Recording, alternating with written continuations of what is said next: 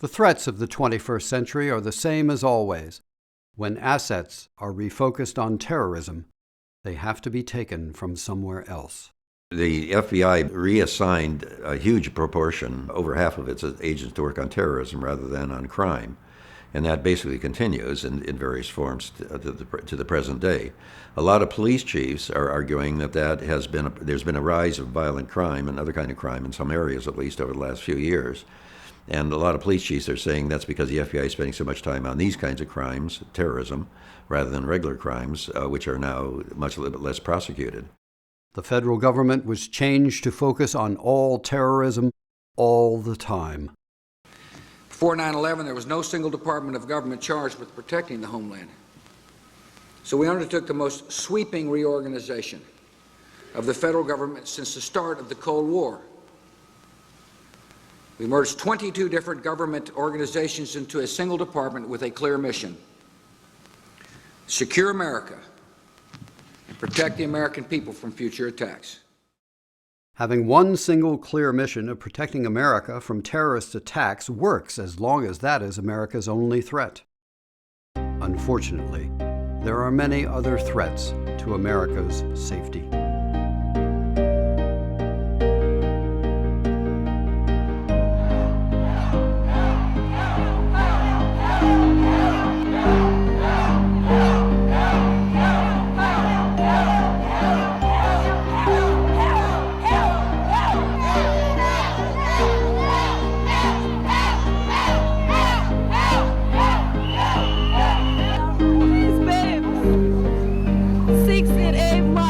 People just walking past us. You got children, you got asthma, they're sick.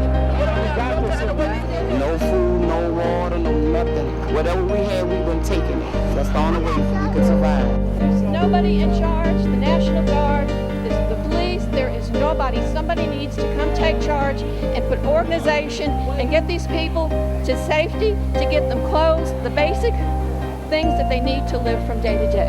It's not about low income, it's not about rich people, poor people, it's about people. Nobody wants to hurt anybody in this city. Nobody wants to hurt these people who have these businesses. And they want a little air and a little food and water, for God's sake, that's it. The poor response to Hurricane Katrina was in part because of the changes that had taken place in the Department of Homeland Security and the change of emphasis. It took them so long just to get their game together. In the meantime, people were, literally drowning.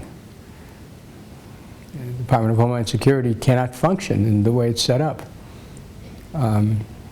The stories with respect to the administration and post-Katrina relief are rife with examples of how taxpayers' dollars are being wasted. FEMA and many other government departments were put under the Department of Homeland Security. They were focused primarily on terrorism and were unprepared to handle a natural disaster. It's a disaster. There's still a lot of people on the rooftops from what we hear running out of food and water. So we're just trying to get out here and do what we can do. After 9/11, the Department of Homeland Security, which is dealing both with terrorism, which hasn't happened, and hurricanes, which obviously do and will continue to, spent a huge amount of money on first responders to terrorism, and very little on first responders to hurricanes. So this distorted emphasis seems to have been very extensive. There are many hurricanes every year, but one isolated terrorist attack took center stage in emergency planning. A perfect illustration for where the real focus of Homeland Security came only a month later during Hurricane Rita. Nearly 1,300 patients near Beaumont, Texas were supposed to be airlifted to safety. But the Transportation Safety Administration, another part of Homeland Security, delayed the evacuation. They insisted that every wheelchair-bound patient be screened with a metal detector.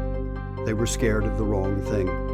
There was a hurricane that would hit in a matter of hours, but they were more concerned with the remote possibility that one of the handicapped patients was a terrorist. Our national focus was directed towards all terrorism all the time. The federal government's stockpile of medicines and vaccines is larger, and state and local governments have practiced distributing medicine in a crisis. We have vaccines for viruses that nobody has, but have millions that lack access to basic health care. This focus on terrorism has begun to force public health campaigns to start incorporating terrorism in their message in order to get funding.